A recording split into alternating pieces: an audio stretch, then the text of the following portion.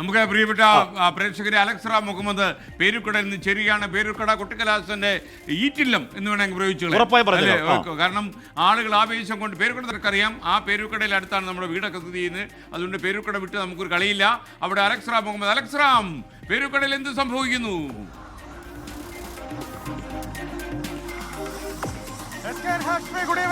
കൊട്ടിക്കലാശത്തിന്റെ അവസാന മണിക്കൂറുകളിലേക്ക് പേരൂർക്കട ഉണർന്നു കഴിഞ്ഞു. ഇതിൽ ഏറ്റവും പ്രധാനം നേരത്തെ സൂചിപ്പിച്ചതുപോലെ തന്നെ സംസ്ഥാനത്ത് തന്നെ ഏറ്റവും പ്രധാനപ്പെട്ട കൊട്ടിക്കലാശം സെന്ററുകളിലൊന്നാണ് ഈ പേരൂർക്കട ജംഗ്ഷൻ. പേരൂർക്കട അതിന്റെ ആവേശം അങ്ങേയറ്റം ഈ സമയം 3 മണിയാകുന്നതേ ഉള്ളൂ.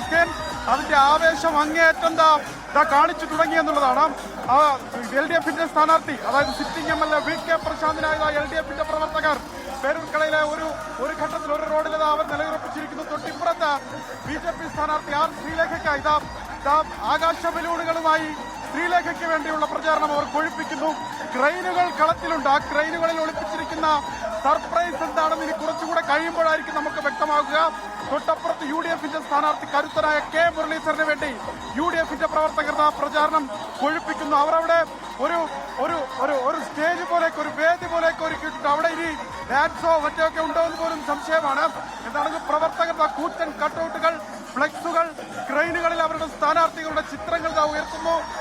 ഒപ്പം ഒരു ആനയുടെ രൂപം, നമുക്കറിയാം ഒരു BJP പ്രവർത്തകൻ ഒരു ആനയുടെ രൂപത്തിന് മുന്നിൽ അങ്ങനെ കയറി ഇരിക്കുകയാണ്. ഒരു കൊടിയൊക്കെയായി തൊട്ടപ്പുറത്ത് ചെറു പൂരങ്ങൾ പോലെയൊക്കെ കാണുന്ന തരത്തിൽ, ഓട്ടം തുള്ളൽ പോലെയൊക്കെ കാണുന്ന തരത്തിൽ, അത് അക്ഷരാർത്ഥത്തിൽ കേരളത്തിന്റെ ചില മനോഹരമായ കേരളത്തിന്റെ ചില സാംസ്കാരിക അടയാളപ്പെടുത്തലുകൾ കൂടി ഈ കൊട്ടിക്കലാശത്തിൽ പേരൂർക്കടയിൽ കാണുന്നു എന്നുള്ളതാണ് ഏറ്റവും പ്രധാനപ്പെട്ട കാര്യം.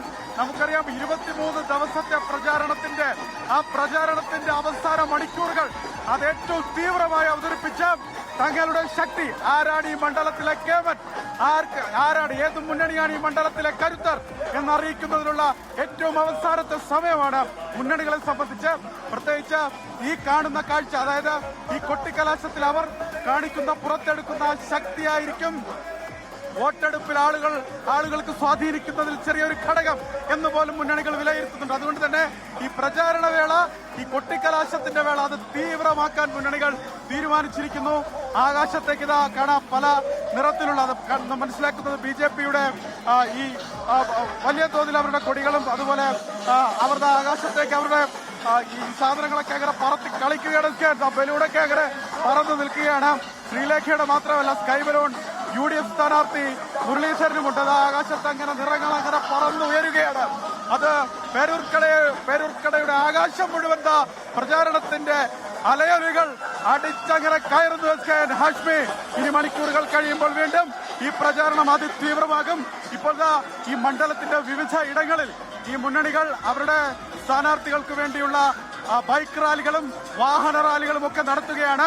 അത് പ്രചാരണത്തിന്റെ അവസാന സമയമാകുമ്പോൾ ഈ റോഡുകളിലേക്ക് അത് വന്ന് സംഗമിക്കും. ആ സംഗമമാണ് പേരൂർക്കടയുടെ ഈ കൊട്ടിക്കലാശ സംഗമ ഭൂമി. ആ ഭൂമിയിൽ മുന്നണികൾ തങ്ങളുടെ ശക്തി മുഴുവനെടുത്ത് തങ്ങളാണ് വിജയിക്കാൻ പോകുന്നതെന്ന് ഓരോ മുന്നണിയും LDFും അതുപോലെ UDFും NDAയും അവരുടെ പ്രവർത്തകരോട്, അണികളോട്, ഈ ജനങ്ങളോട് വിളിച്ചു പറയുന്നതാണ് ഈ മണിക്കൂറുകളിൽ കാണാൻ പോകുന്നത്. എന്താണെങ്കിൽ അത്യന്തം ആവേശത്തിലേക്ക് മാറി പാട്ടുകൾ, DJകൾ, ഒപ്പം ഇടിമുഴക്കുന്നുണ്ട്. അതുപോലെ അവിടെ ഇങ്ങനെ ബാസ് കയറി അങ്ങനെ പാട്ടുകൾ അങ്ങനെ കേൾക്കുന്നുണ്ട്. ഞാനെന്താണെങ്കിൽ ഈ തൊട്ട് മുകളിൽ ഈ ആകാശത്ത് നിന്നുള്ള കാഴ്ചകൾ പോലെ തൊട്ടപ്പുറത്തൊരു ടെറസിൽ നിന്ന് ഈ കാര്യങ്ങളൊക്കെ അങ്ങനെ വീക്ഷിക്കുകയാണ്. കാലിന് ചെറിയ പരിക്കുണ്ട്.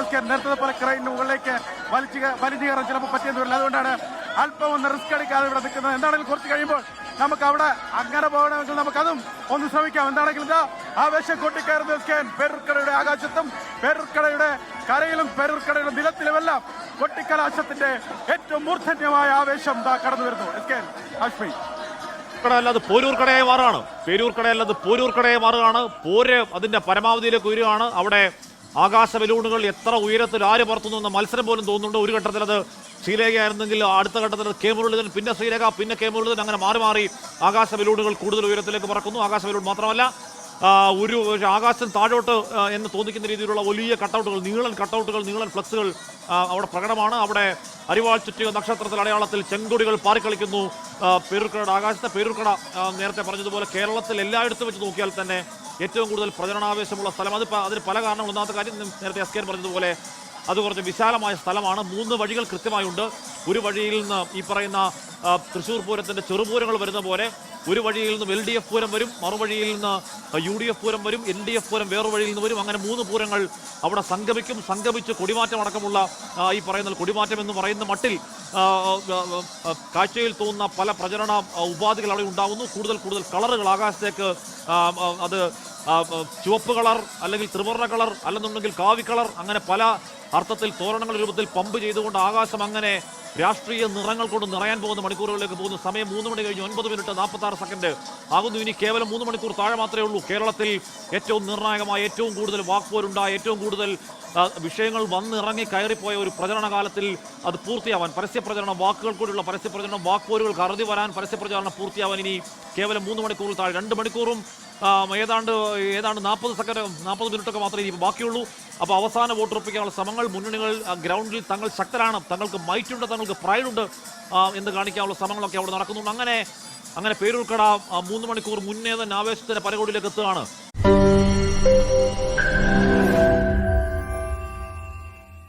ലോകത്തെവിടെയായാലും ഏത് സമയത്തും 24 വാർത്തകളും ഓഗ്മെന്റഡ് റിയാലിറ്റി പാക്കേജുകളും എക്സ്പ്ലെയിനറുകളും വിശദമായി കാണാൻ ഞങ്ങളുടെ യൂട്യൂബ് ചാനൽ നിങ്ങൾക്ക് സബ്സ്ക്രൈബ് ചെയ്യാം.